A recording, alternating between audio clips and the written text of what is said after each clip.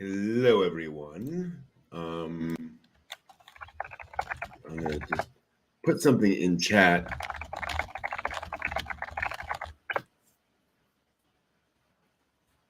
Let's see what we're gonna do. How we're gonna go ahead and do stuff.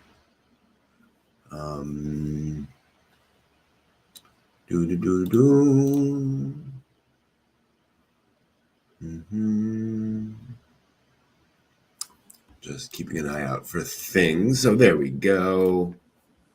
Hey, Steve. Hello. We are live, just hanging out, chatting a little bit. Hello, everybody. Just kind of doing the thing. Oh, let me see if I can switch over to this. See if that will make it a little bit nicer. Still not used to left versus. There we go. Left versus right on these. Oh, are those the new headphones? Yeah. After breaking the old ones, it's kind of nice to have actual working headphones now. Yes. There we go. Yeah. So full disclosure to everyone watching. Tatsunoko Productions actually blocked our most recent video.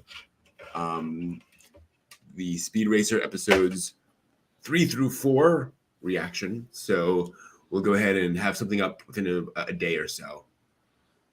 That will be edited. They'll have that edited down and taken care of. So that'll be that. And we will we'll do that, and then we'll move forward from there. Next up will be Star of the Giants, which I'm looking forward to. Ooh, yes. From the Speed Racer. Despite the fact that there is only one episode of that actually subbed. We will watch all of what is available to us. Yes. Exactly. Welcome, Michael. So, yeah, unfortunately, we apparently have not quite figured out how to edit down a reaction video to be a thing that doesn't get us blocked. So we'll have to figure that out. We'll bribe somebody. The live action movie created new colors. I hear that. Yeah. For Speed Racer. I still have not seen that movie. I've seen a couple of things online that kind of defend it. That says, people called it like hot trash, and they're like, no, it is trying to do a thing. You might not like the thing it's doing. It is very wild, but it was very intentional. Which I can appreciate that. Yeah, I actually saw it in the theater, and it was one of those times where Anna and I, we usually watch movies together, and she had like no interest, and she wanted to watch another movie that I was like, no interest. So we're just like, we're actually at the movie theater at the same time. We happened to notice that the two movies were basically the same length, and we just decided to go our separate ways and watch the movie. So I watched Speed Racer, and that what you described is very, very correct. It was doing a thing. Everything it did was intentional. And it was supposed to be action in your face. And the vivid color comment is definitely true. After a while, you're just kind of like going, please, monotone, something, anything. But it was, and but it was well, it's one of those things where it's just kind of like if you watch it on a nice big screen TV off of Roku. I think that's appropriate. Okay, interesting. I don't think you like. Thank God I didn't watch this thing on IMAX because my head probably would be leaking blood out of my ears or something from the concussions. Because it was just very much actiony. But I will have to say, like the mech designs for the Mach 5 was pretty spot on, and how they addressed things like that. Cool. Unlike the anime, people don't really die in this movie. Okay. So, and they address that right at the front, saying every single car is equipped with the escape pod. So, like, you're basically wrapped up in this gel and ejected out whenever your car goes off the cliff, which it will do. Yeah, which it will. all the time in this. And the racetracks were very interesting. As a matter of fact, one of them reminded me of what was the one, the Death Race anime? Yeah, I think like literally Death Race something. Yeah. And it was very much like that. And so there's, it just went through this whole story. The problem with the movie was that the biggest problem was that it was like almost 3 hours long. and so it was like almost too much. And it Okay. was just Yeah, like yeah, yeah. it's like if they had parsed it down to like 100 minutes or even just 2 hours or even 2 hours, I think that would have been good. I will say John Goodman was a good fit as Pops. Okay. And that kind of thing. And but yeah, I mean, and for God's sakes, don't do any hallucinogenic drugs when watching this movie, because you'll just be like, ah. Just to go off topic for a second, one of my favorite John Goodman roles. There's a TV show called Community, which is a sitcom about a group of folks at a community college, and one of the characters ends up in there's a side thing where one of the characters is in a bathroom and he like fixes something in the bathroom, and somebody sees that and they do a whole Good Will Hunting parody about how he's this genius plumber. And so like the night school not the night school, like the local HVAC school like tries to hire him away from community college to go to their place, and the HVAC school the dean of that is played by John Goodman as the like creepiest, darkest like emperor from Star Wars kind of character. He's just sitting there. No, I think you really want to join our group, and he's just perfectly playing this like really bizarre Men in Black kind of a character, and it's just fantastic. God, he does those evil roles so well. He really does. So yeah, the movie, you have to buy into the camp, you have to buy into the colors, okay, yeah, and that kind of thing. But interestingly, the storyline that they use is actually the beginning of the anime, which is trying to buy Pops into their racing thing and trying to get Speed into their racing program. Which is there a little bit any windshields? What's that? Is there any no, none of that stuff. They didn't have time. I mean, with all the actiony stuff that goes on. I mean, this is about as shonen as you can get in terms of live action. I mean, there's this stuff happening. Like when they have the hand-to-hand combat stuff, you're just like, okay, good, light stuff happening right now. All right, good. Michael in chat has a brilliant idea. I think. What's that? Oh, Galaxy Express 39s as like an HBO live action series.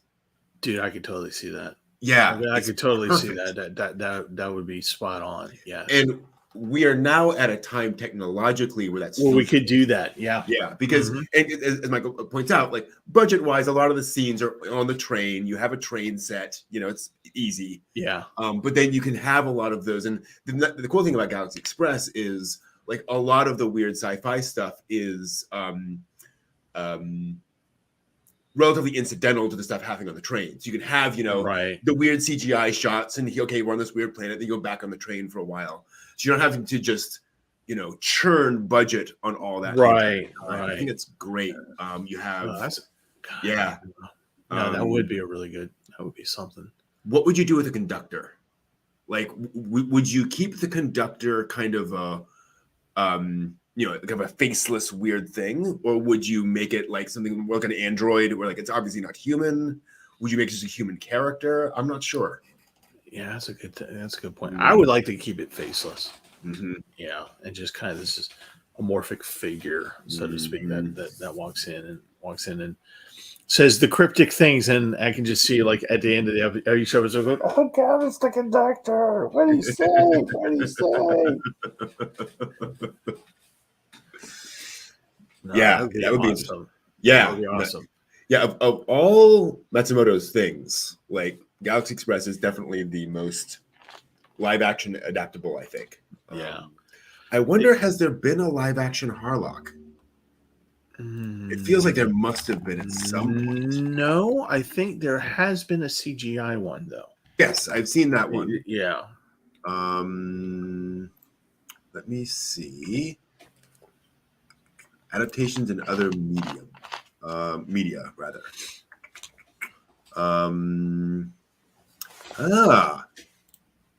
Interesting. It looks like there is not. However, in April 2008, a South Korean production company announced it had signed a joint production contract with Japan's Genome Entertainment to produce a live-action film based on Captain Harlock. However, Matsumoto noted that nobody asked him, basically. Yeah, that like, would be problematic. I'm willing to bet he's probably just like, I'd be okay with that, but talk to me. Yeah. Yeah, I Harlock have a little bit of control over this. Yeah, Harlock's interesting because you can definitely go off the rails with Harlock. You can really misunderstand the tone of that and make it just like whatever. Well, then, and also Harlock is basically like how many series? Yeah.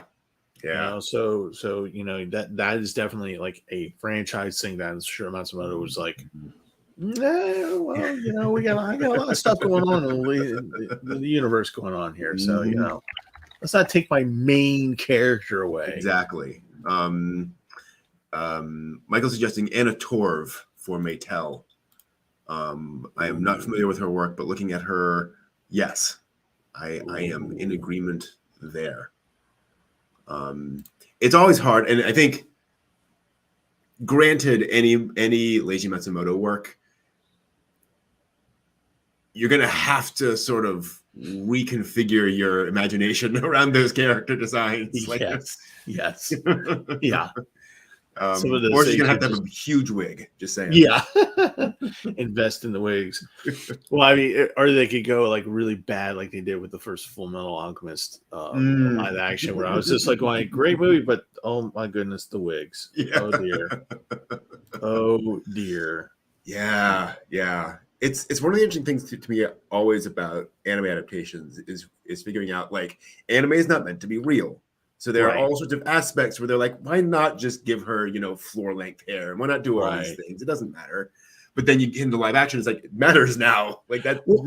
And that was like the whole big thing with what's her name playing Faye Valentine in live action Cowboy Bebop, where everyone's just like, how come she's not wearing the costume, the yellow costume? And it's just like, the costume designer that I used to, and I knew from the previous theater I worked at was like, yeah, no, that's not even physically possible. The physics are against that. Yeah. And, and even the actress was just like, we kind of tried, but it just kept riding up. Yep. Riding up. And how is she going to, and how would you have her do the martial arts in those boots? Right. Yeah. Exactly. I mean, you want to talk about, suspension of disbelief in anime. I mean, there you go right there. Yeah. Michael's asking about what would you do, Tetsuro? Honestly, I would have to age him up. I would make Tetsuro, older, a little older. Yeah, but I think, the fact that we have Stranger Things, the fact we have a lot of these things shows that you can hire 11-year-old, 12-year-old who will nail it.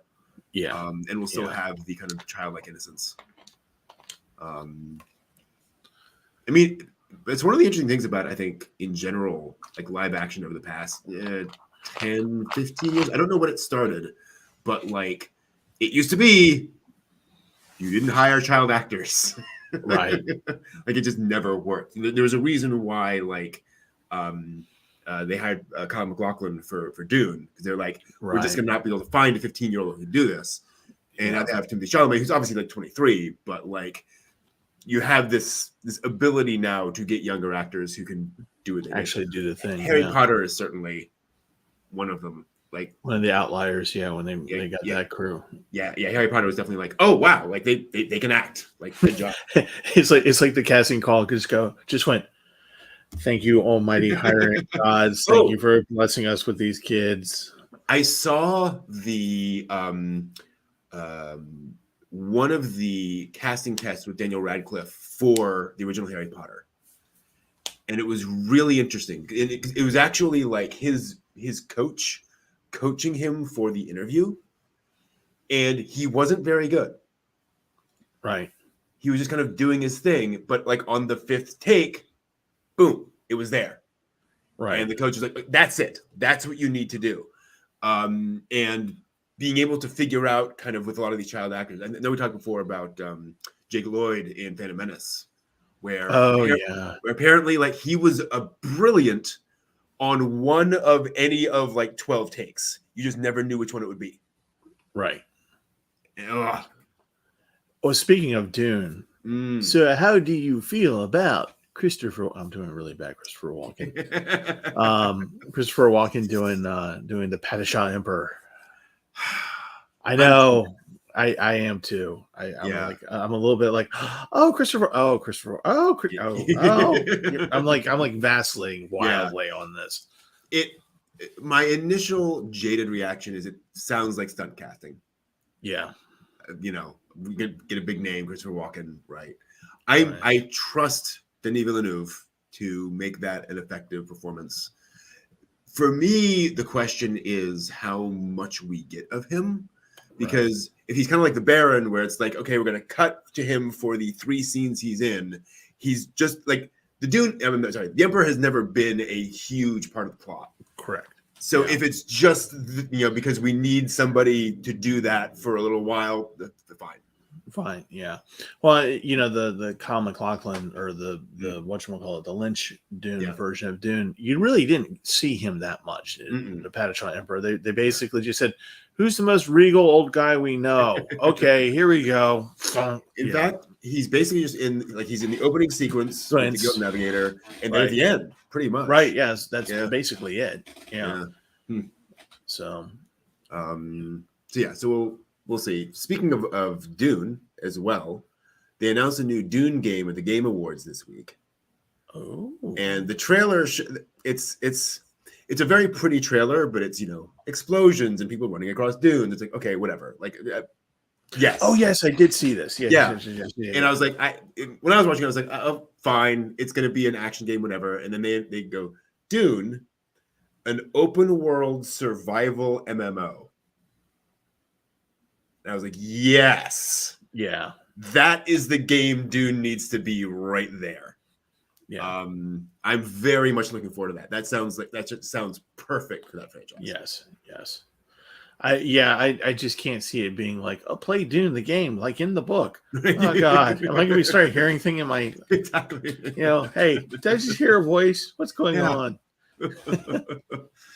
Don't move your hand from the Gom Jabbar. They tried and failed. They tried and died. Right. And granted, Dune was a great strategy game. The strategy war game, perfect idea. But I'm just so glad it's not going to be, Dune, the survival horror game or something. It was like, no. And what's behind this door? A zombie? Start a car. Yay! No. Can you imagine, there is some timeline where Dune is Star Wars, right? Where there are, 12 Dune movies and Dune TV series up the wazoo. It's weird to think. Well, I started, it's funny is there's the original series, book series, and then there's I think it was his son who wrote, starring the House of Atreides, House of blah blah blah, House of that. And after a while, you're just like going, oh my God, oh God, please stop, please. I'm trying to remember. I'm gonna look it up now. Let's see here, Dune novel. Sequels and prequels. Let's see here.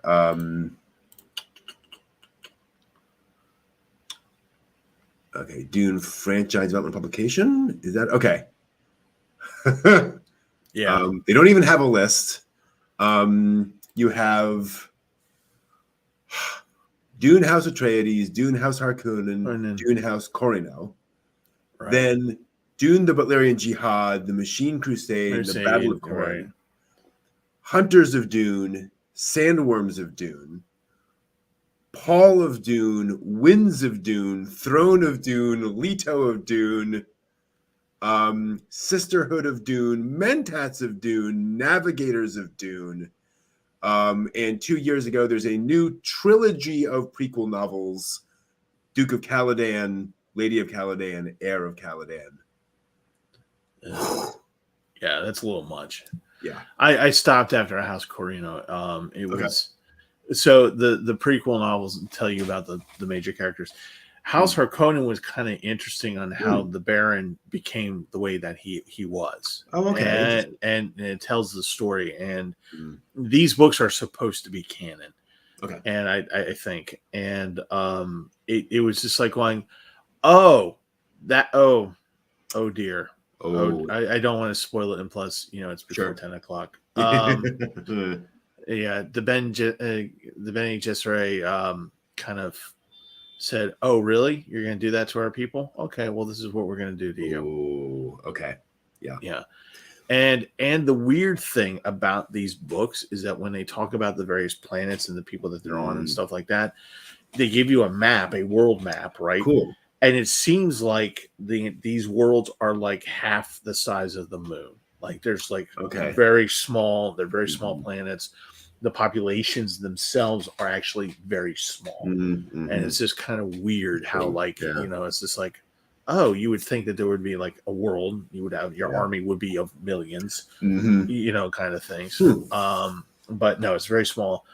Atreides was what you would expect it would be. Yeah. Corona was kind of interesting in that it was really the start, the story of the friendship between the Padishah Emperor in Dune and the Count that was supposed to be the Kwisatz Haderach but failed. Oh, interesting. And they're best friends. They're best friends in the story, and it okay. tells how he became emperor.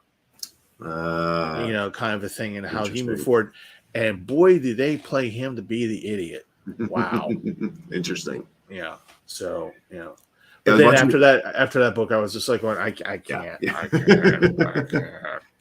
Yeah, I was watching an interesting video that contrasted Dune and Star Trek, saying that both started at basically the same time, 60s, right? Right. And how Star Trek has this very progressive isn't quite the right term, but this view of the future as sort of constant progression forward. That we're just going to get more technology, more resources, all that kind of stuff. Right. Whereas Dune is much more like it's cyclical. Like people, it's going to go up and down, all that kind of stuff. Yeah. And the author is basically like Dune's right. Yeah. Realistically, that's unfortunately that's yeah. And it's one of the things that I think frees Dune up a lot to have those kinds of stories, because it's like the future is going to have just as much backstabbing, just as much geopolitics, just as much all of that as we have now. Yeah, I always thought that for Star Trek, the interesting concept of like, oh, we don't have money on Earth. Okay, I get what you're saying. I get where you're trying to go with this, but there's no way in that. It's just right. That's it. Yeah, that's not a thing. Especially when you find out through the series and the books that Starfleet officers have accounts because they have to be able to spend money off Earth. So they actually do have so well, Star Trek was always best understood, and I remember the fandom at the time, and I was kid of the 80s, but still that's kind of all that Star Trek was back in the day. Star Trek was best understood as a conceptual show where it's like, this isn't the actual future, but wouldn't it be interesting if here are all the cool ideas. And so like a lot of the monetary stuff was like, you don't need money, you can have money if you want to, but society works such that you don't have it. And I'm like, that I can conceptually wrap my brain around. Right. It turned into, and it's the classic writer's problem, where writers are problem. It's like, oh, there's no money. Okay, that goes into the Bible. That there is and I'm so surprised that there was so very little, and particularly in the time that it was being made, that there was so very little pushback of, what are you, a commie, Roddenberry? What the hell? Are you socialist commie bastard? Because it's just like no money, and that's actually the point of communism, is actually to get to the point where labor is your actual, whatever. But I'm going to stay away from politics. We're not there. We're not. There we that's go. Not the point. That's not the point. And Michael and Chats, you're absolutely right too, that Dune has great geopolitics stuff, much like people like Gundam. Gundam has a lot of that understanding of the importance of resources of control of Control, important yeah. spots and all that. Yeah.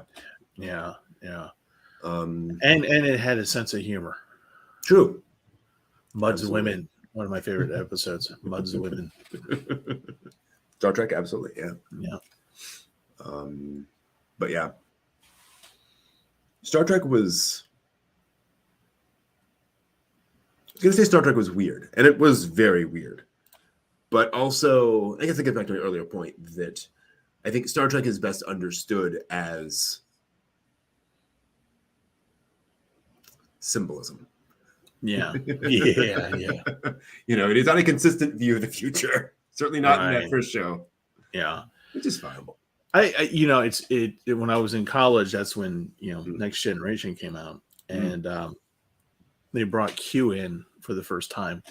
Right. And I was just like, I remember sitting in there with my buddies and drinking beer, watching this, and I'm going, Trelane, it's Trelane. It's not Trelane, yeah. it's not Trelane, but Trelane was a younger Q. Yeah. We just didn't know it, but my buddies were just looking at me, just like, what the hell are you talking about? I'm like, original Star Trek, Trelane, and they're all just like, yeah, no, keep drinking your beer, buddy. Yeah, okay, that's nice, Steve. All Yep. right. And I do appreciate that. Like 6 seasons later or something, Yeah, they made that connection. It's like, oh yeah, no, that was definitely yeah, that yeah. thing. Pretty cool. There was a cool reveal on Star Trek Discovery where I just saw the clip of it, where they're talking to some entity, whatever, and everyone's wondering what it is, and then finally it reveals itself and says, "I am the Watcher from the end of time." Ooh. And the whole thing behind like changes, and you see it's the whole portal and all that kind of stuff. Yes. It's like, oh wow, like that's a deep cut. Nice. Oh, interesting. So John and Chad is saying the powers that be have said that Trelane was not a Q, but more like an Organian. Oh. Interesting. Okay. I'm sure you're right, John. I have some phantom memory of like there being a line somewhere in a Me too. Yeah. Of like, oh yes, but just like Trelane or whatever. But that also doesn't, I mean, I am not a Star Trek expert. that is a whole universe. But yeah.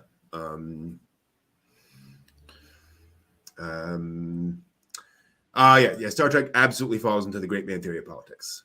Absolutely. Yeah. No question. Which is I've always found that theory interesting because it's like it is a helpful theory, right? It doesn't explain everything. It's not like this is how history works, but as a like organizing theory around kind of how you would like explain the American Civil War, right? Like it's a helpful way of kind of structuring things, but it's like you're talking about what is anime, right? Like there's no one definition, but it's helpful to have different models to kind of work on. But people get all I know is that I made sure that during the week, Monday through Friday, I was home in front of the TV, had control of the remote. At 5 o'clock,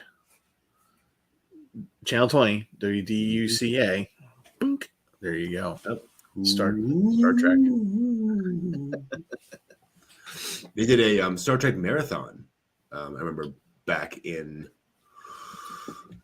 the 80s or something, like New Year's Day Star Trek marathon or something. That was where I definitely I don't want to say I became a Star Trek fan, but like I was able to watch enough Star Trek to be able to go, oh, okay, now I understand the characters, all that kind of stuff. Right. I can you follow along. Yeah, exactly. Yeah. So you weren't at the level of drinking game like we have with Next Generation, where the widely popular drinking game of watching it, and whenever Picard would tell Wesley, "Shut up, Wesley," you would have to go, "Oh God, the whole thing." Okay, here we go. Shut up, Wesley. So he was drinking game is not a thing in my house. Sadly. I guess not sadly. It's funny that today I've been drinking a lot this week for some reason. on Wednesday, went out with some coworkers, and there was like a rooftop bar nearby, and it was fairly chilly. Yeah. But we went up there, and I saw they had hot apple cider with rum. Ooh. I was like, yes, That's that. actually that is actually good when you're not feeling well. True. Yes. Yeah. So I had that, and I drank the entire thing. I mean, it's single cup. Right. Yeah. And so that was very nice. And then today, I was out, and they had a mulled wine out at one of the local Winterfests. Nice. So I drained that over the course of about 15 minutes. And when I got to the bottom of that, I was a little tipsy. I was like, I can feel that. Okay. Oh, yeah. I'm going to sit down for a little bit. That's when you kind of go, oh, okay. Yeah. I have found my limit, and I'm not going to go any further than this right now. Yeah. Now watch, folks. Next week he's gonna have like a bottle jacket, wearing sunglasses, going.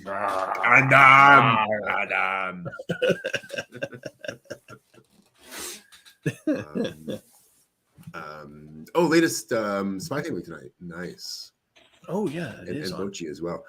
Oddly enough, this week I have been keeping up with some anime. Oh, good. I am up to date on Do It Yourself. Nice. Yeah. Just been really enjoying that this week, and going all the way through. I love the big drama of the. Can I reveal that? It's been like a week and a half since the big dramatic reveal.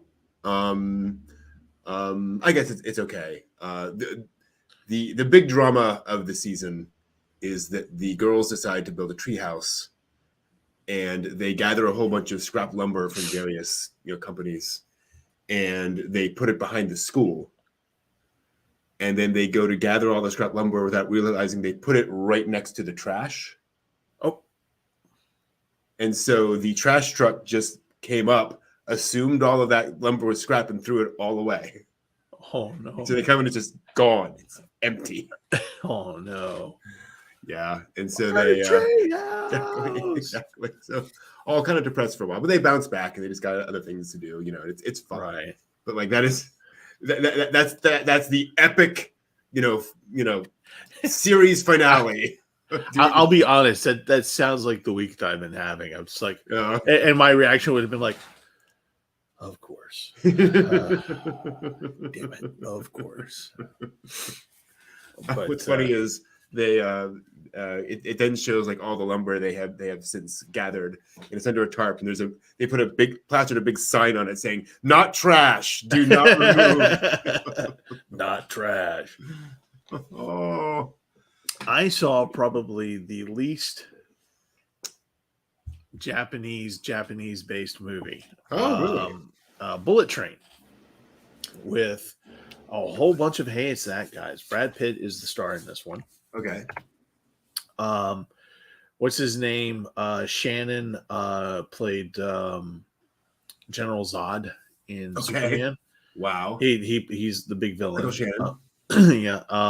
And there's the guy who played oh gosh, what was that movie with Hit Girl? Yeah. Yeah, he played that. He played the main hero in that one, in that little franchise. And it's just a bunch of it's that guy kind of actors and actresses, and like almost none of them are Japanese, right? Like, and it takes place on the Shinkansen going from Tokyo to Kyoto. Interesting. And it's this one long train ride, and it at night, and what it is that Brad Pitt is supposed to have to grab this briefcase, steal it from one of the other people, and then get off at a certain point and deliver it to somebody else, whatever. And things ensue. And there's periodically like a Japanese person would show up and they would say something. And, Brad Pitt would be like, like he's just like, do whatever the thing is, and the Japanese people would be thoroughly nonplussed, and then they would say something, and the subtitles deliberately in the movie are like, the cursing letters. Okay. It's like, and that's all you get. But and it's like all, actually when we were talking about whatchamacallit, 999 doing that as a live action. I'm like, Mm. well, yeah, they did this movie almost entirely. Oh, yeah, there we on go. the Shikansen, Mhm. and it was just it's folks. Be glad you didn't pay for it in the movie theater. But it's great on streaming. You know, it's Yeah. one of those things where if you happen to see it on streaming, go ahead and watch it. Cool. But it's so like, it's like, okay, we're gonna put all the foreign gaijin onto this train, and they're gonna be from Russia and Britain and America and whatnot, and we're gonna have like as few Japanese people as possible on this Interesting. freaking train. But it was kind of funny, but it's based on the book by the same name. I was just seeing that. And it's a Japanese author. Yeah. So according to Wikipedia, it's ended up becoming basically a trilogy, right? of hitman sort of stories. Really cool. Yeah. And then, Cool. of course, we saw, or independently, we saw, you and I watched. What was it? Twilight. Twinkle Nora Rock Me? Yeah, Twinkle Nora Rock Me. Yeah. Mm-hmm.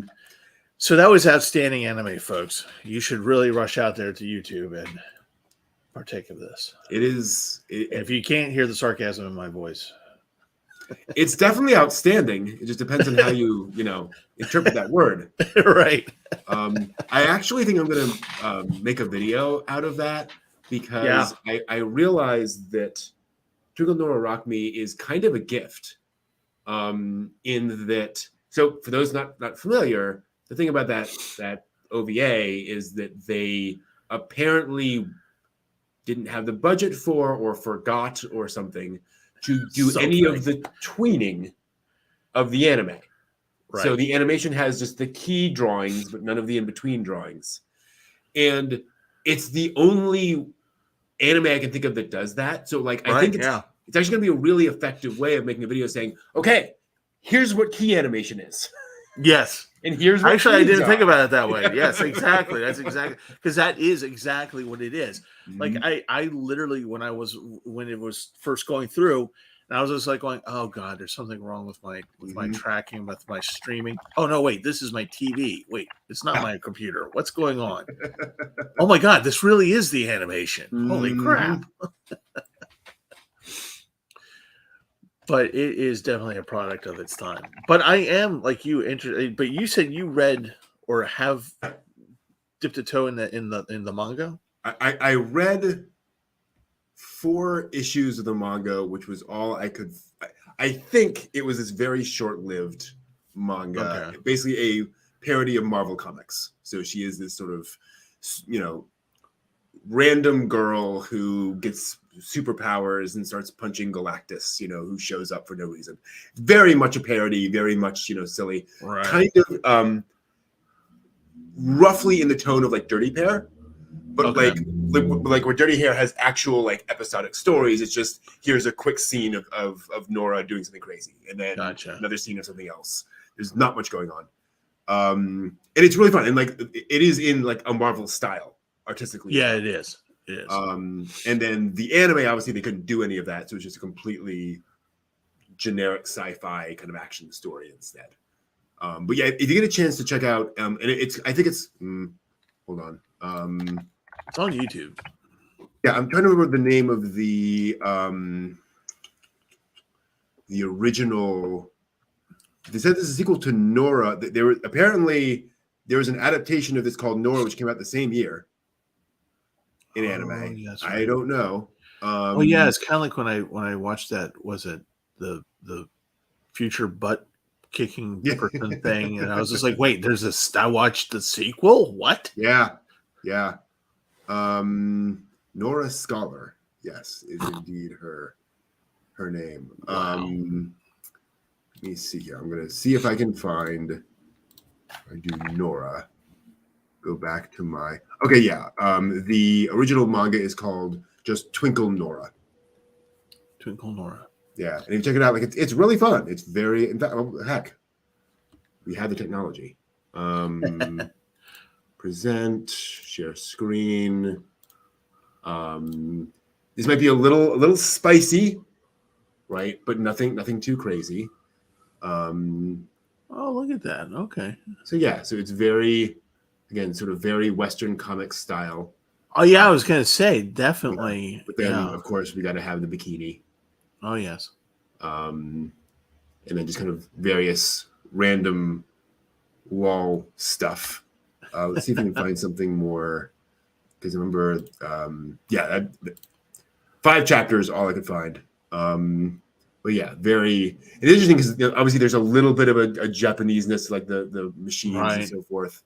But the style is, again, very kind of ridiculous Marvel Kirby kind of stuff. Yes. Come forth, Rockman. Yeah, exactly. And then she, it punches her, and then she, Shrek. Oh yes. Yeah. So I was just thinking that she should be teaming up with Cleopatra DC. Definitely. Oh yes. I saw something about that recently. I'm never gonna be able to find it, but like something we watched, so like something notable, like the character designer like got his start on Cleopatra DC, something like that. Wow. Where it's like, oh wow, Wow. Good Lord. Oh. So that was a series. Nora, let me just see if I can find. Oh, look at that! YouTube has the original Nora OVA, which is an hour long. And that's obviously I can't show any of this, but I'm just kind of scrolling through it, and it looks like it is also fairly generic anime sci-fi stuff. So that's interesting. I wonder if. So then, why make Twinkle Nora Rock Me? I wonder. I don't know. Huh. Weird. Maybe this did well. And they're like, okay, we'll we made a little bit of money. Let's do something. How much money do we have? Nothing. Yeah, exactly. The description on YouTube is this is the original and relatively much better Nora adaptation. Oh gosh. Oh, the TV Tropes page has relevant links. That will definitely be helpful. Not Nora Roberts. There we go. Weekly Shonen Jump series of the same name. At least time as the previous one. Developed by the manga's creator on an astoundingly low budget. Boy, yes. Well, that is very true. An understatement. Yeah, exactly. And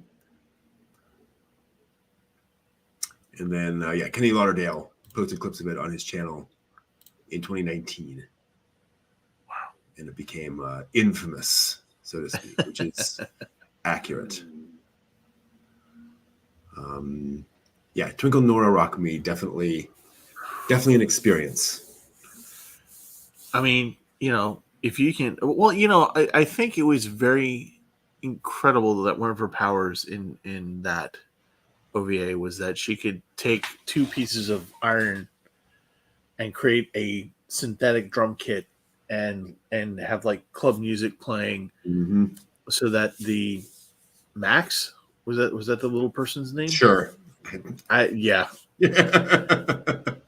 Dance, let's have a dance, Max the Miner. Max the Miner. Nora and Fuchiro have a climactic final fight that essentially boils down to my psychic powers are stronger than yours, which is about right. Yeah. Oh, yeah. It's one of the things I love about that time period is there was just so much stuff being churned out that you'll be able to find something you've never seen before, guaranteed. Yeah. Yeah.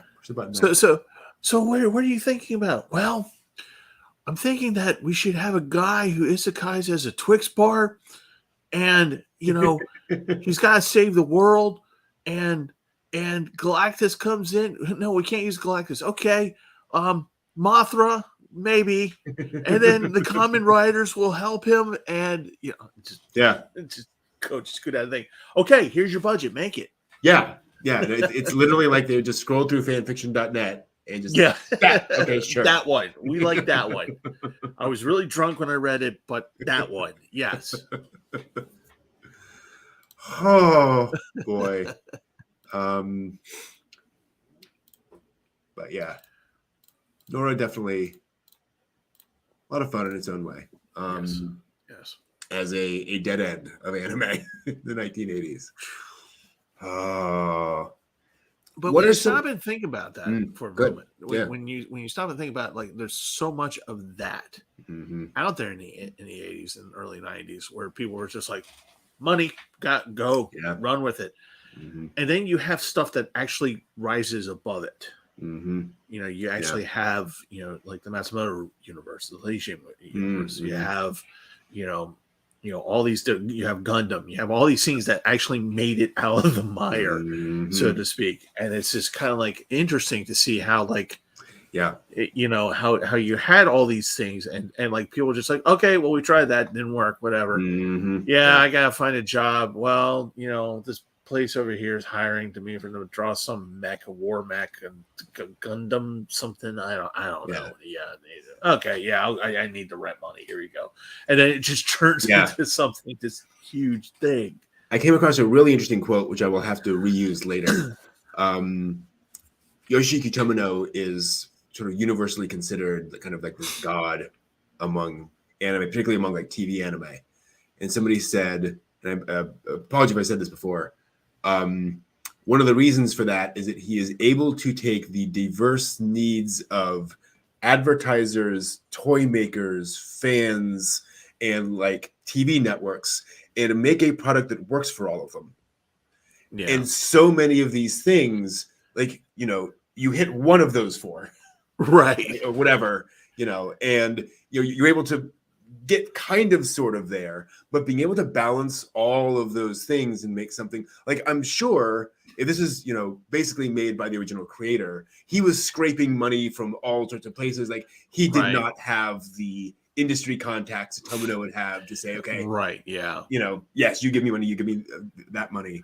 And so just all these things you have to think about when you're making something like that, you know, no wonder so many of these just sank. It actually kind of reminds me a little bit of Opus towards the end of you know, when towards the end a little bit, you know, you have this huge ass story that's going through, and he just kind of ends it. And then you get the actual ending later on in the manga. Well, actually, no, I don't. Okay. But yeah, I'm just like going, okay, so that's the end. You end it on a panel, and it's just like them jumping, and it's like, oh, why are we ending it here? No, more, please. Oh, and I mean, with manga, you know, I'm sure there are so many manga where it's just like, you know, the editor comes down on a Friday and says, sorry, this is it. This is your last week. I have I forget which publishing house got the rights to do Cowboy Bebop, and they were doing Cowboy Bebop stories that were, of course, not on the anime or in the movies. And they're supposed to be this long running stories, and they got about to the fourth episode or fourth book. And there's a note in the front. I actually have it on my shelf where the author and artist said, so yeah, I got the call, literally. Yeah, so I got the call saying this is the last one. So enjoy. Wow. Yep. That's it. That's all you're going to get. Yeah. I know that we mentioned this on stream some time back, but it's worth bringing up again. There's an amazing story of, what was it? There was some big musical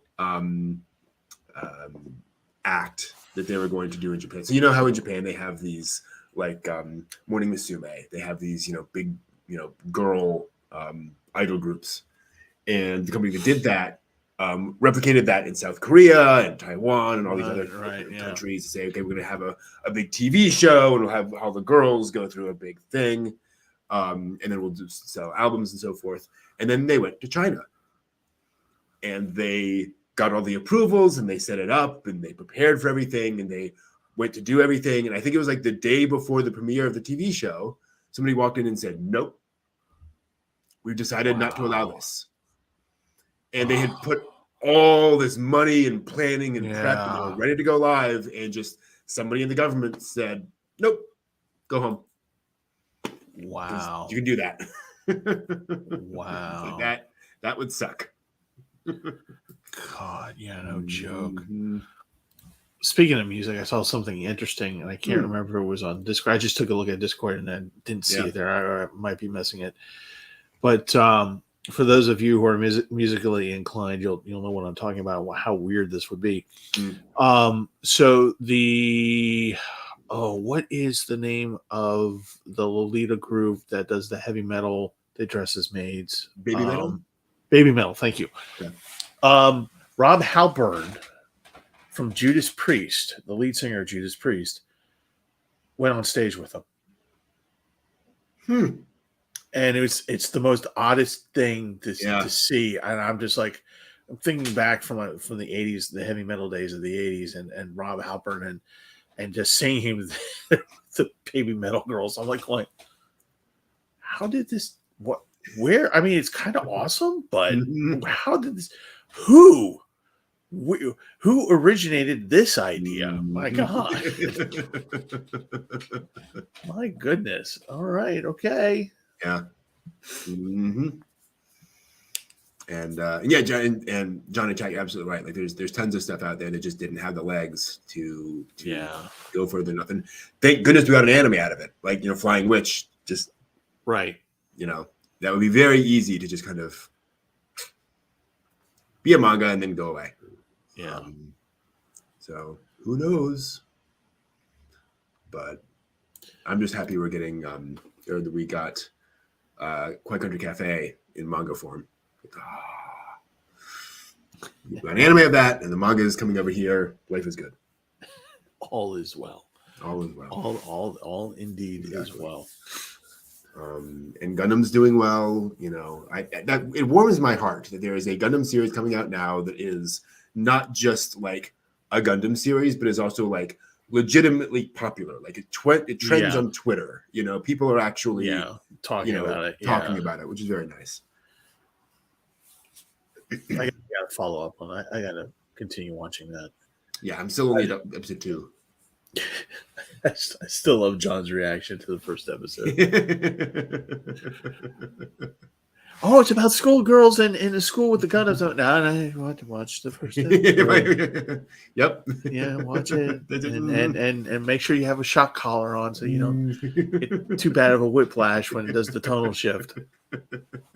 God. Yeah. Because you guys were telling me, Witch of Mercury, well, it's going to be, this, that, and the other thing. And, there's, of course, a little tragic story, as there always is. And then, I'm watching it, we were watching it, and I'm like, oh my God. Yeah.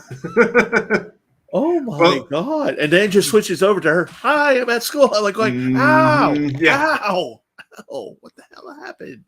Well, that is one of those things where, and I'm glad the prologue came out because that prologue episode came out because episode 1, you're like, okay, this is fun, but it doesn't really feel much like traditional Gundam.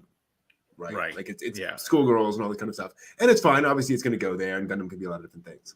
Go back to the prologue, and it's like, oh, this is familiar. Yes. Oh, we know this pain. Yep, we know this pain.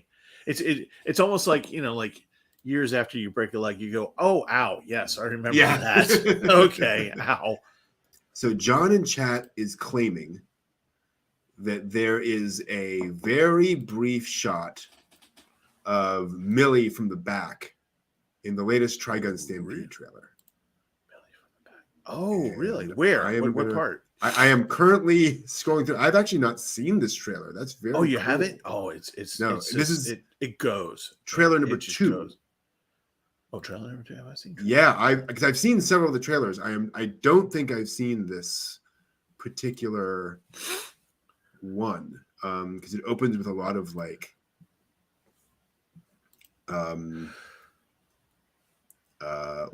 quiet shots of the desert and things like that. So that doesn't look familiar. All right, there's Meryl with the camera. Strife. I'm sure. Wait. No, that's Meryl getting thrown around. Yeah, where John, where is it in the trailer? Because if I can find it, I will absolutely. Maybe I have seen this. I'm not sure. There's Vash on Meryl. Okay, that sounded really bad. Yes. Vash is on. Granted, I mean, there's fuck. It is Trigun. They are falling all over each other all the time. Because it has long been my contention that they are deliberately holding back on Millie. And then she'll show up in like episode 8 or something. Michael asks, was the new Trigun supposed to be the Trigun Maximum Plus prequel? I don't know. That's a good question. Yeah, I am. I at one point had a bunch. I think I think that is now my local library. There's a shot of 4 people, and one has long brown hair. And this is all stuff from the ship. That is other things. That is the Crunchyroll thing. I have not found the shot yet. I'm very curious to see if I can find. To see here, that is a group shot, but it's definitely not long brown hair. Interesting. I'll have to dig a little further in. Yeah. Well, we saw them talk a little bit about it at Otakon, but they didn't really mention like if this like what this was like, if it was part of canon or are we rebooting. The feeling I got was that it was a reboot. Yeah, it's certainly everything we've seen so far feels like it's early Trigun plot. Yeah. It's also possible that it's going to be sort of they're going to kind of just cross the streams, and there'll be some early stuff, some later stuff. They'll kind of work things in. I'm also not. Let's see here, Trigun Stampede. I don't know how long it's going to last. Like how many episodes they have. Yeah. Trigun Stampede. Wow. There's a CBR thing that says this was Studio Orange's most challenging anime. Yep, not surprising. They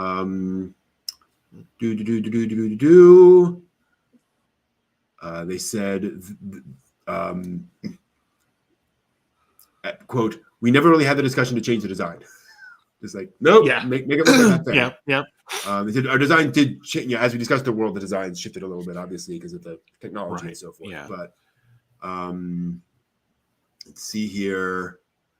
I'm not seeing premiere on January 7th. Maybe my anime list has episodes unknown. So we have no idea. Hopefully what that means is kind of like with Beastars, they're leaving room. Right. So here's 12 episodes or something, but there's plenty of space to do a second season, third season, 4th, 5th, 6th, 7th, 8th. Please. Yes. Wednesday the 7th. All right. Man. What day is that? Oh, that's a Saturday night. Ooh. And I have Sunday off, so I can totally. There we go. And it's Crunchyroll. So it should just drop on Crunchyroll. Yep. That's exciting. It's so funny that you mentioned Crunchyroll because my phone chimed and said, "Oh, your X amount of money to Crunchyroll just went through." Yeah, I'm like, "Oh, great, yay!" Also, I did not realize. So obviously, I listened to the English dub of Trigun. Right. I'm assuming there'll be no English dub of this. I don't know, at least not initially. I did not realize that Rem Save Rem was played by Maya Sakamoto. Really? Yeah. Who was, if I recall correctly, am I thinking the right? Yes, that was Hitomi and Escaflowne, her original role. Also, Maria Illustrious in Evangelion, and then just tons of other characters. I think she was Toru Honda. No. But that was a pretty big thing. Oh, and is that no? Never mind. Who played Wolfwood? Yoshimasa Hosoya. I liked his voice. I Mm. mean, in the trailer, I was just like, that actually fits. Mm-hmm. His voice actually fits. Yeah, they've definitely done a fine job. Oh wow, Yeah. Matt in Digimon. That's funny. Huh. He's playing Wolfwood. That works Yeah. for me. I also just realized, I don't know if you know this. In the trailer, the guy who's going with them, the mustached guy. Yes. Yeah. You know what his name is? What's that? Roberto De Niro. Ha! Oh, somebody's a fan. Yeah, in a world with characters named Legato Blue Summers and Knives Millions, like why not? Just go Right. for it. That's kind of awesome. It's a good question, Michael. I don't. I read some chunk of the manga. I don't recall hearing anything about any other colony ships. Like they existed, but I don't Right. recall any references to what happened to any of them. I have the first few manga, and no, there's nothing that talks about. They just say we're one of many. They were part of a fleet, and the fleet crashed, obviously. And but yeah, I think they're just not focusing on the other stuff. But God, that was when they went through those episodes of him and Knives being kids on the ship. I was just like, oh. Gut punch. Yep. Gut punch. And it's so funny that I think we're all having this actually like probably for the studio expected reaction of having a new Trigun, considering that it was a flop basically in Japan. Yeah. The first series, like they just did it and everyone's over there. They're just like, man. Mm-hmm. And over here, it's on Toonami. We're like, one of the best things ever! Oh my god, love it! Love it!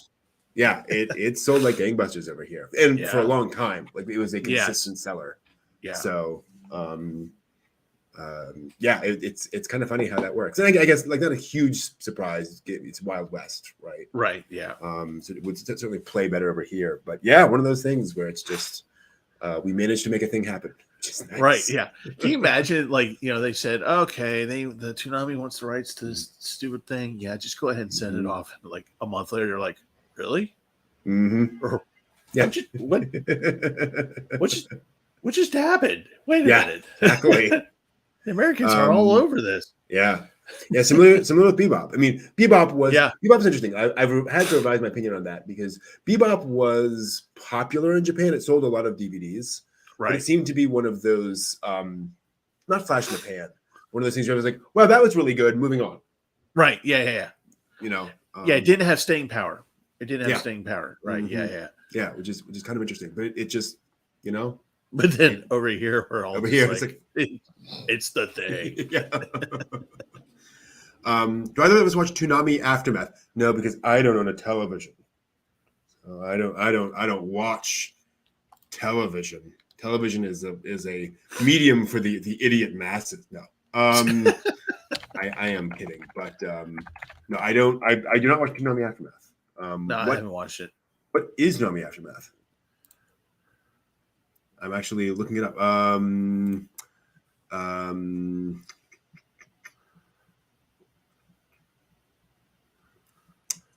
Is this a website? Is this a web channel? I am not familiar with Toonami Aftermath. Honestly, yeah, I know nothing about it. Oh, it's okay. It's a website that reruns Toonami. Gotcha. I was not aware. Yeah, ToonamiAftermath.com. There it is. Interesting.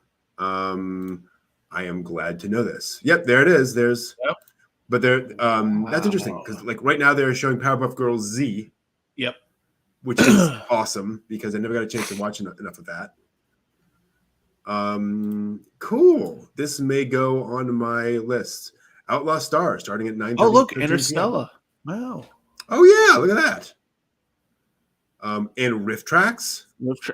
San Andreas Bunny tomorrow. I think we've found something here. I think this is I mean, going. unfortunately, I am not going to stay up until 2:24 a.m. to watch Santa Claus and the Ice Cream Bunny. Oh, but- come on. God, I died watching that. Good Lord. That is one of the greats. Just straight It up. truly is. Absolutely. Wow. That's really cool. Put this in my Interesting. Yep, there we go. There's a PST and ESC. Cool. I'm assuming this is. I'm looking. It is already on Eastern time. Yeah. Yeah. So. it So is correct. Sunday tomorrow morning. Wow, Spider-Man at 6 a.m. Mm. Fantastic Four. Iron Birdman.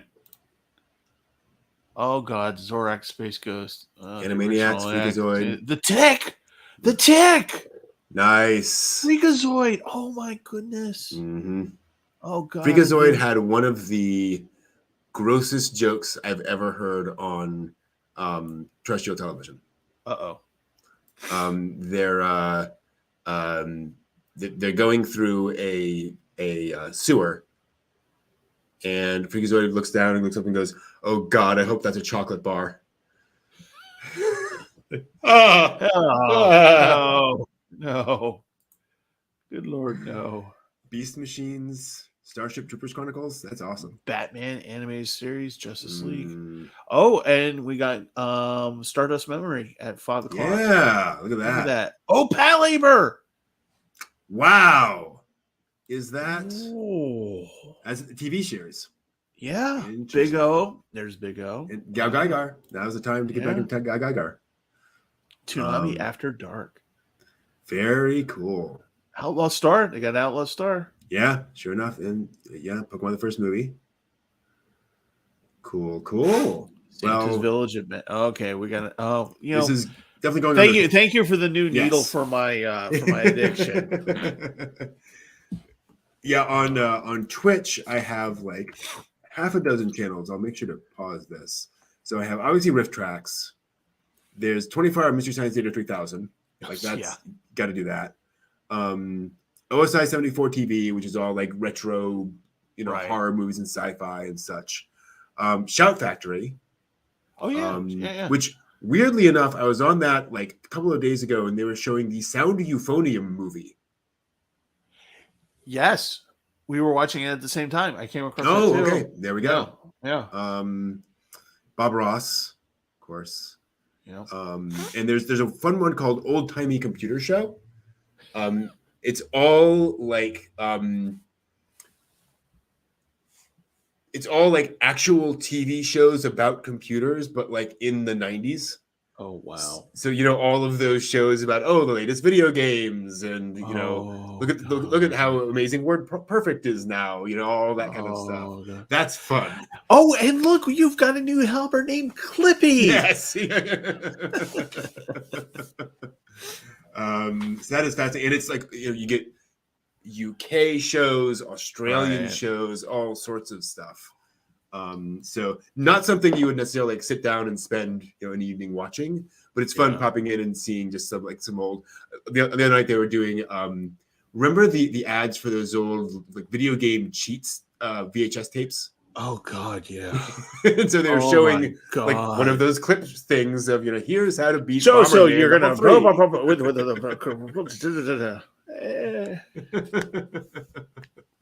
I can't follow. Just rewind your tape. It's all good. But yeah, Big O. I need to watch Big O. You do need to watch Big O. Yeah, need to get back to that. This is a very interesting show. Yeah, especially given I remember distinctly being at a church event and somebody saying, I hear you like anime. I'm like, yes. And he goes, you need to watch Big O. I was like, really? Yeah. And he then explained the whole like religious connotation of what's actually going on and all that stuff. He was like, yeah, like it's really interesting. I was like, yeah, wow, you're right. That is really interesting. Yeah. Anime pops up in the weirdest places. Mm-hmm. And for people who in the anime world who know me, always look at me when I say I love Big O. It's one of my. It is one of my top anime. Still is, and they're like, but the ending is so similar to, in certain respects, to like how it ends, and like so people get kind of frustrated with it. Sure. And they're like, we know what happened to you at the end of Evangelion, the original series. We know what you did. We know because we had to clean up after you. And how come you were okay with that, but not with this? You know, kind of a thing. But it's yeah, I loved Big O. I just loved it. Well, you know, it's the same guys that did Batman animated. Right. You know, and that kind the of writer stuff. of Lane. Lane, right, yeah. You know, it helps. Yeah. So John, Mighty Orbots is a really interesting Which show. one? The Mighty Orbots.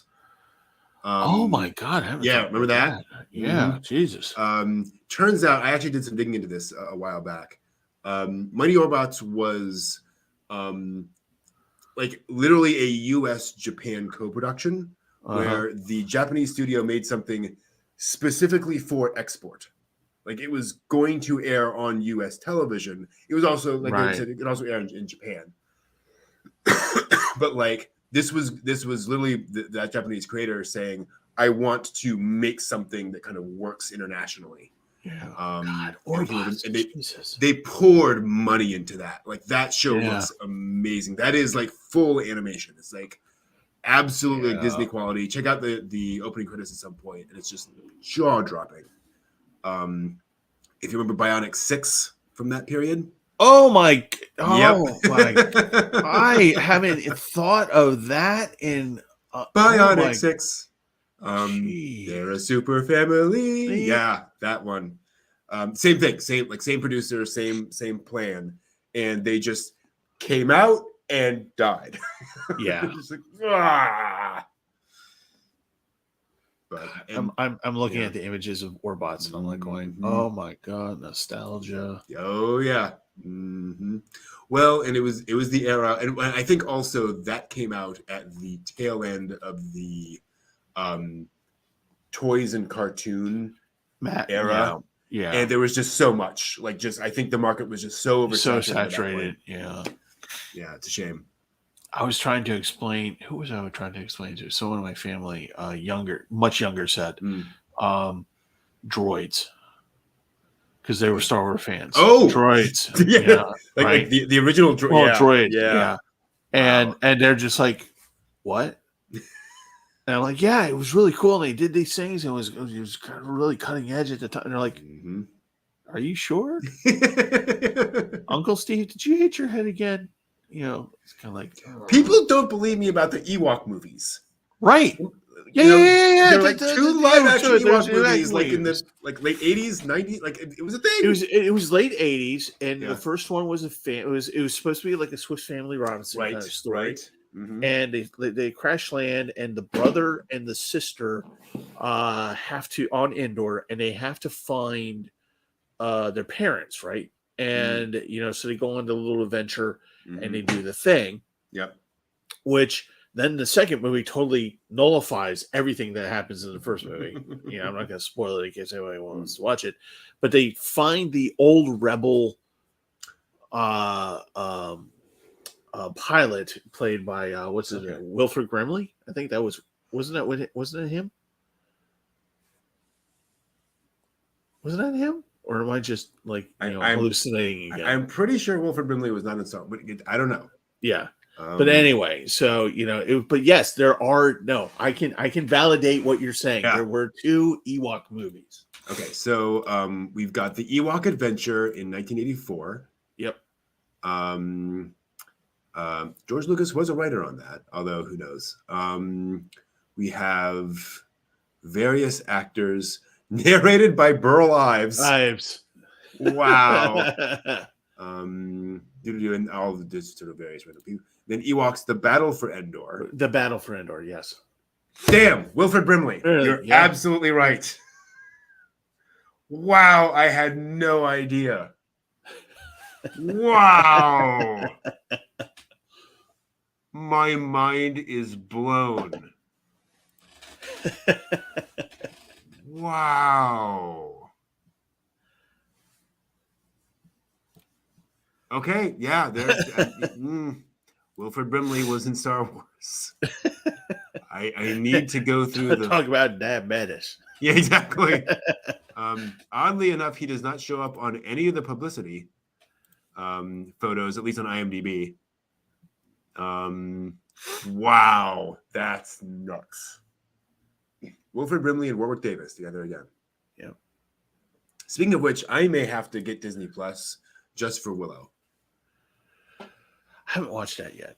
Yeah, I've got Disney Plus. Okay. Yeah. Yeah. It's worth having, I think. Okay.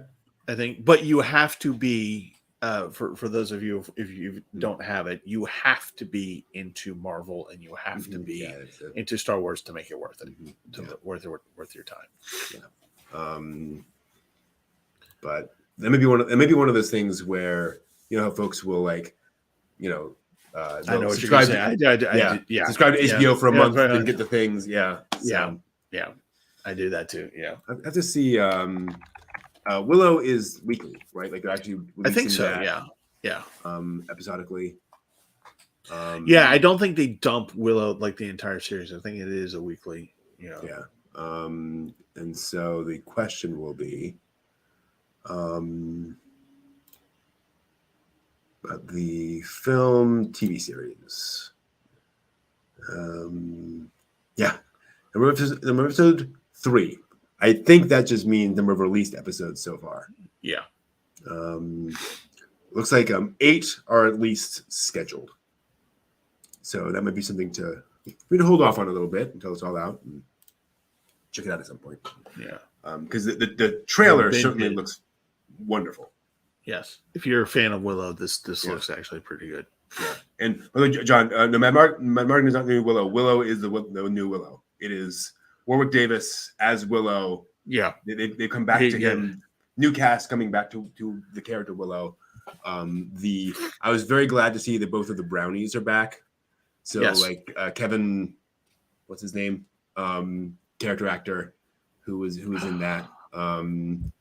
To just actually, you should say right here. I have the thing open. They're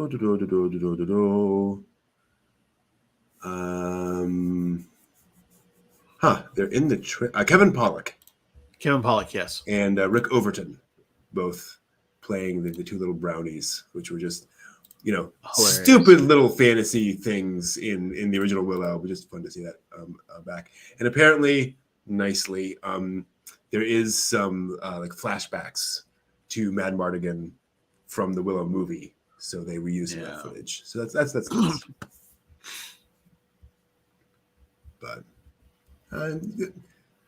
glad to see somebody doing that in a way that feels like a respectful sort of return to the well. Yeah, there's not a lot of. It's hard to do. Somebody's got a big engine. Oh yeah. Oh, it's the the dirt bike kids. So so in Baltimore we have these kids who ride their dirt bikes through the city, and they like will pop wheelies and they'll do tricks as they're going up and down the streets. The problem is that they kind of ignore red lights. So that's a problem. Yeah, it's very much a problem.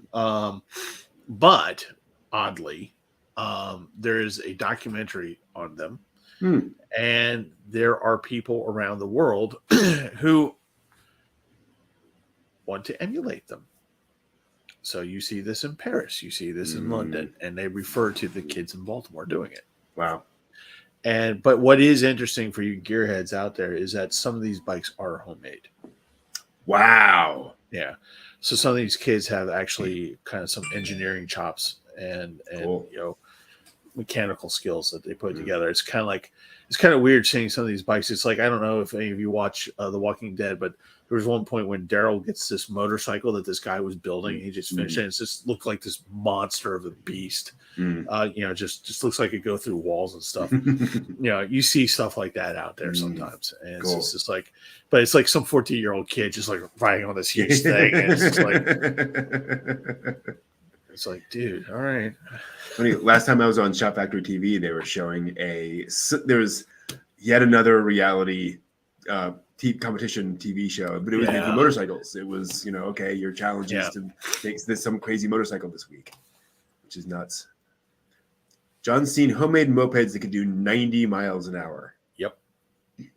Crazy. Yeah, we got those too. Yeah. And it's funny because they look like they should blow up. Like, honest to God, they're so, you're like, oh yes, that is bubble gum covering the hole in the carburetor. Yes, that is actually the bubble gum. But they look just so like, dystopian fist of the North Star. We're gonna put this thing together from all the parts that we found all over the city and just put it together and do it. And the funny thing is that because they make these things to do the illegal thing, there's no worry about, oh, is it street legal? Yeah. No, but it runs and it does go like insanely fast for a moped. One of the things on my bucket list is to go to that Mad Max like convention. It's in, I think, Australia or New Zealand. It's not like literally Mad Max, but it is a post-apocalyptic themed weekend where folks will bring their dune buggies and all this stuff. It's all been tricked out to look like that. It's just way out in the desert. They just take photos of people in, leathers and, all that kind of stuff. And it's just really cool. And apparently it's very much hey, that's a cool aesthetic. Let's just have fun and emulate that for 2 days. That's all it's meant to be. Wow. That was pretty cool. God. Yeah. Can you just imagine that? Just like showing up to one of those. I can just see myself wandering around the desert with my camera and just going shoot things. Hey, can you just pose a little bit right over here? Definitely. Hey, it's Tina Turner. Come here. You buy an e-bike on AliExpress that can do 60 kilometers per hour. Illegal in every state in the union. Yeah. Yep. Yeah. There's a guy on YouTube, Cash Jordan, I think his name is, and he's a real estate agent and in New York City and for rental properties, and he has one of those e-bikes where it's just like this huge ass battery that you put on onto the frame and it just makes it go. You can go up to like 50 miles an hour depending upon what type of bike you have. Yeah, and they're just like. And he make a joke about it because they're like, they'll cut like to a screen of like local TV and they're like, and the cops are out today looking for these e-bikes. And he's just like, yeah, I got to bring it in with me. And he just rides these things. It's just like, oh my God. Yeah. That's pretty cool. There's apparently Chevy has announced its EV van for 2026. Something like that. So the big news in the van life community, which I know everyone loves to hear about, is that most of the various automotive manufacturers have canceled all their vans. Just not making vans anymore. But now they're coming out with their announcements of what their replacement's going to be. So Chevy announced that their Express, which has been around for decades, is dead. Right. And now they've announced they're actually going to do an EV version of it. But it's a monster. Like this, it looks actually. A van EV Express. It is very odd. Interesting that with Safe Search off, I cannot find a good shot of this. 2026. No, wow. Image search does not want to show me this van. You see if I can go. There's an Auto Week thing. It shows this new van. Weird. Because basically what they've announced is that it's going to be just a giant box, like basically a big rectangular box. And it's just to have all the space. We're going to give you maximum interior space in this vehicle by making it that thing. And the cool thing is the expectation is it'll have something like 350 miles of range. Uh-huh. Which is very good for a van. Right, yeah. And so it might actually be an actual usable platform for like van lifing, things along those lines. Yeah. So folks are kind of excited about that because a lot of the electric vans that are available right now are like, 120-mile range. It's like, no. Nah. So basically 45 minutes of driving, got it. Yeah. And no fast charging. You got to like plug it in overnight. It's like, so we will see. But I'm definitely intrigued. It feels like we're getting closer to that kind of EV future someday. But the van life community was like reeling a couple of months ago because all of these companies coming out and saying, nope, no more vans. Yeah. And not announcing any replacements, just no more vans, no more vans. Everyone's like, there's not going to be any vans in the future. What's going on? But who knows? No. White base will still have a future. Exactly. I was out and here it is. Here's an image.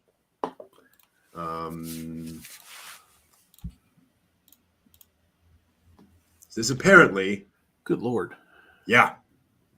Oh my God, I would bang that thing up so badly.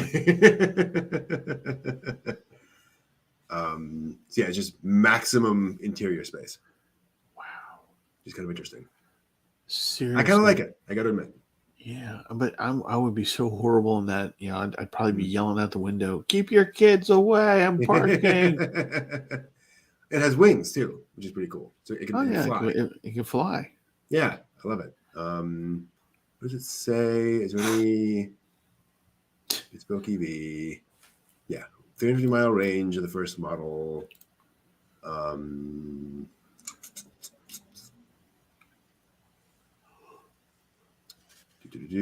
5G. Wow. 2026, which means 2025 probably. And Chevy's coming out with a brand new Ideon. With free naked space babies. No more naked space babies. It says to look up Arrival vans.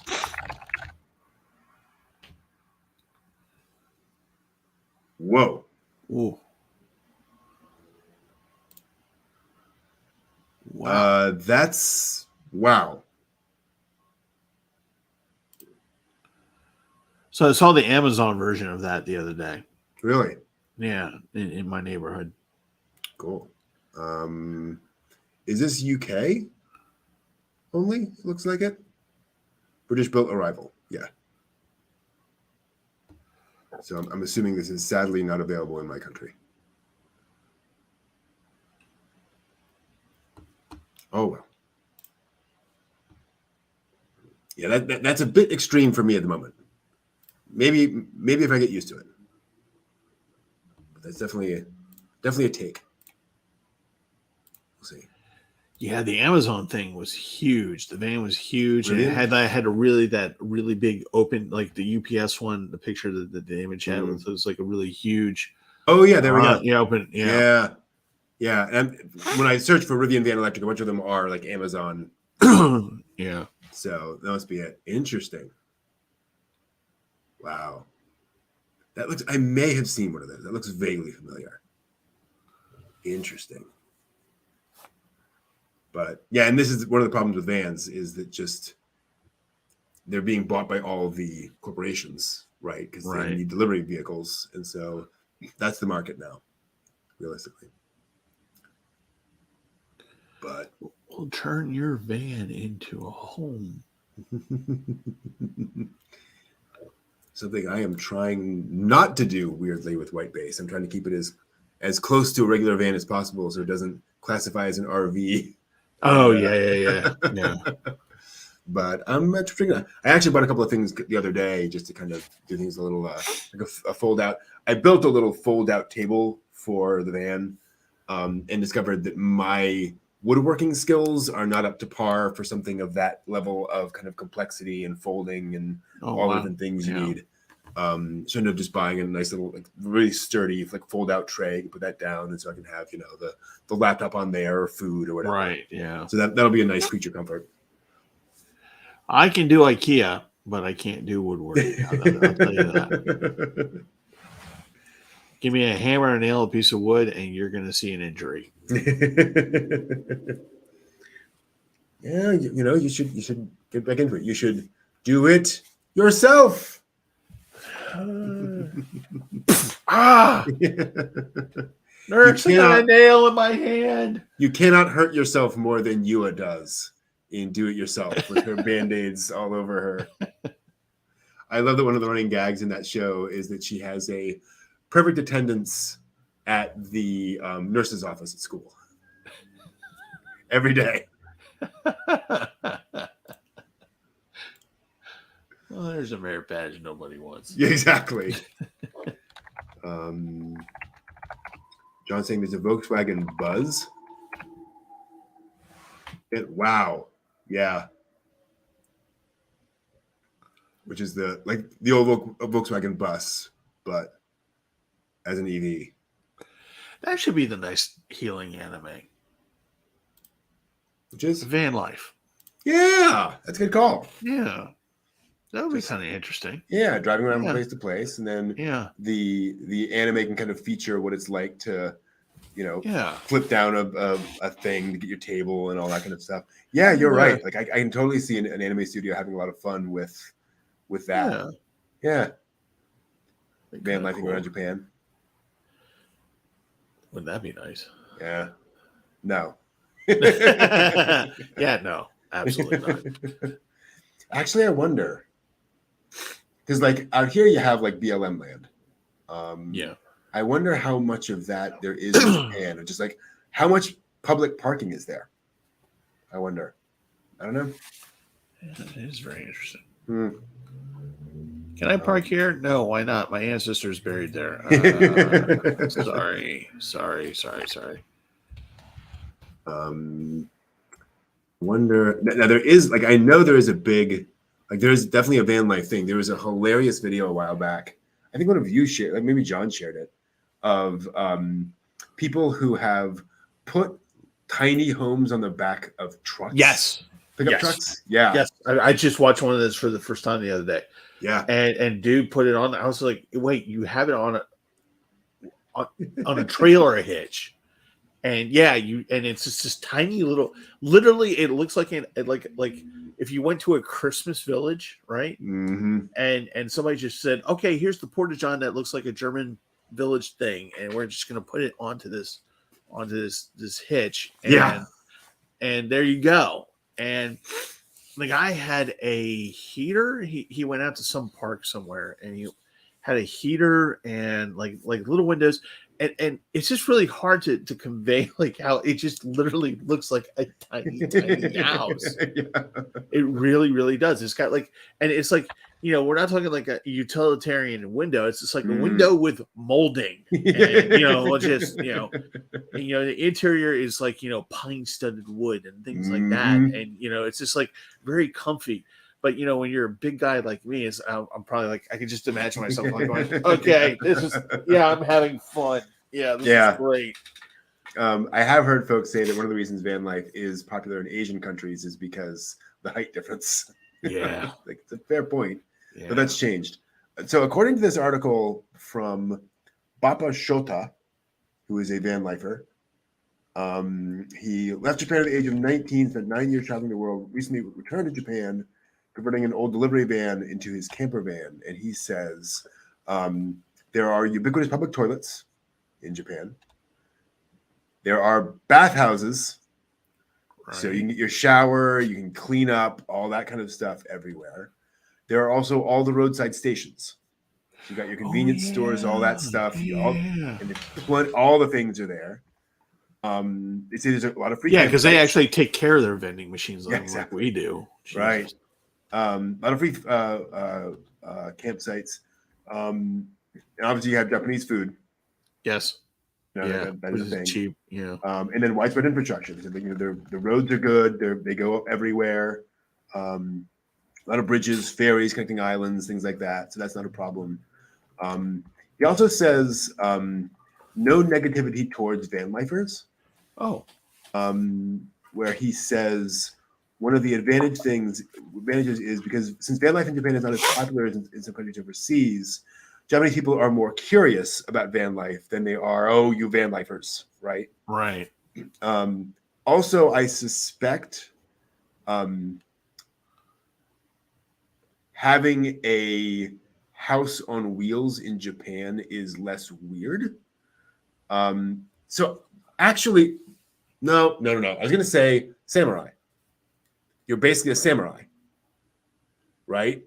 Okay. Well, you're a Ronin, Ronin, right? Yeah. But we had cowboys, so Yeah, that it doesn't really Yeah. fit. So yeah, I don't think there's anything really obviously cultural there.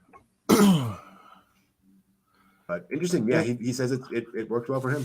Well, since they're trying so hard to generate tourism in their various odd places, this will probably be a boon to a small town. Like if you had a town with a nice hot spring and they said, let's just build a parking lot over here on this side of the town, and then they can just walk over and do the thing, and then money, give us a little bit of money. Yeah. I'm honestly waiting for that to become a thing, for there to be a welcome van lifers movement. Yes. Here's a spot set aside for van lifers, which is easy access to everything to add to tourism, whatever. Right. Imagine Venice Beach. Imagine all these places having spots for that. Right. I think it would be helpful. Oh, interesting, John. There's a bus that used to park behind your local Safeway this summer. Yeah, there's a my local Target. There's a van life van that's in there a lot. So haven't quite walked up the courage. Well, I've never seen anyone in there when I was there, except the one time when somebody was literally sleeping, like in the front seat. I was like, not gonna walk up and like wake him up in the middle of hi. Exactly. Or as we would say here in Baltimore, don't Narcan me. Right. I'm not suffering from a heroin overdose. I'm just taking a nap. Don't Narcan me. I think I mentioned before there's a great sketch from a comedy group when Washington State legalized marijuana. And the sketch of these cops come up to a car to find out if the people there have been smoking marijuana. And they make up the cars literally just like billowing smoke out, right? Like somebody set off a firecracker. But they go in and they go, so have you been smoking marijuana? No, officer, no. Really? And he holds up a bag of Funyuns.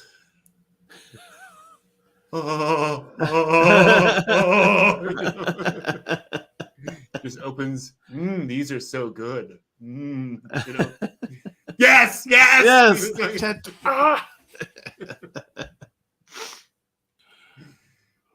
dear. Yeah, and in fairness, like if there was one country I could choose to travel around van lifing, Japan would probably be the one. Yeah.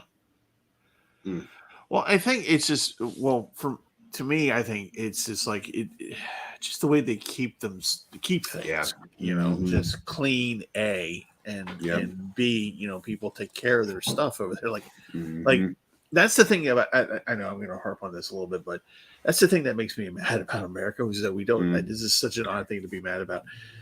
Or vending machines. Why can't we just leave them alone and actually let nice things? We can have nice things. Just don't screw with them. Just don't. There's no need to graffiti them or take a screwdriver to them or whatever. Because I'm always watching videos in Japan about people like actually dancing bacon. It's not Japan necessarily, but in other Asian countries, where you actually have like a convenience store kiosk out in the middle of this plaza in the city where you can just walk up and go, oh, I need aspirin or whatever, whatever supplies you'll get like at a CVS or whatever. And boom, there it goes. There's a tray. And it's like the size of like my bedroom. Wow. It's a fairly big thing, but they have a lot of stuff in it. And then, of course, there are all the machines like going, oh, do you need a cake to take home with you? No, but yes, and it's just like, things like that. And things like, like some of the meals that they have in there, I'm like going, really? Really? And somebody's actually checking on them so they don't become sentient life? Really? But no, here in America, we have to spray paint penises on them or something like that. You know, come on. But but more to your point, it's just like, you have those things like, like the roadside, like, you can just pull over and there'll be this kiosk with like 4 or 5 machines just sitting there, and just you can just do the thing and just move on. Or even, I was actually watching a video of this. I know that there's a Japanese term for them. I think they're typically called like roadside stations, but they are like almost like small grocery stores. Right. So you'll pull up and they'll have Maalox and all that kind of stuff, and then also like some fresh fruit and all that kind of stuff. And they're just everywhere, and you can and they're right by the side of the road, and they're designed kind of like we will have a one of these, what do you call them, like on the road we'll have like a a gas station and a rest stations. Rest stations. Yeah. They're very much like rest stations, but nice. Yeah. It's like, oh wow, the toilet works and it's not having things in it. Yes, great. Exactly. It's like, that is very much a thing over there, and to be clear, like not only fresh produce, it's like, yes, these are apples from that orchard. Yeah, it's like, wow, crazy.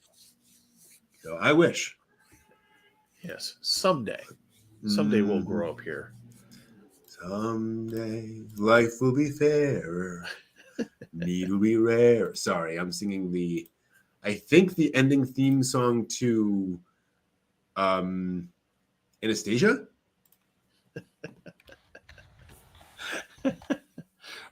What is that from? All for One. Someday, All for One. What was that from? Hunchback of Notre Dame. Wow, that's right. That is the ending theme to the Hunchback of Notre Dame. Wow. Which for some reason stuck in my head. Granted, I unabashedly love that film. It has problems, but I really love that film.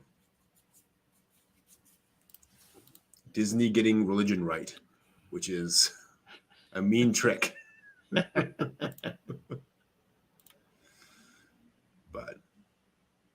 anyway, cool. Well, I think we will call it there. All right. Going for a good amount of time. As always, Steve, thank you for joining me. Likewise. Being part of the conversation. Thanks, John. Yes, thank you. For chatting along. And hopefully we'll get a video up, like I said, tomorrow. We'll get everything sort of restructured and re-released. And then next week, we should have our reaction and our analysis of Star of the Giants. First episode of Star of the Giants, one of the great classic sports anime. Arguably the first classic sports anime. Sweet. I'm looking forward to. That'll be fun. You get to see where it all started. Do they go to Nationals? I'm legitimately very curious. Like, how many of the tropes are there? Right. Day one. We'll find out. Cool. All right. Thank you all very much. Have a good one. See y'all. Bye-bye. See you. Bye.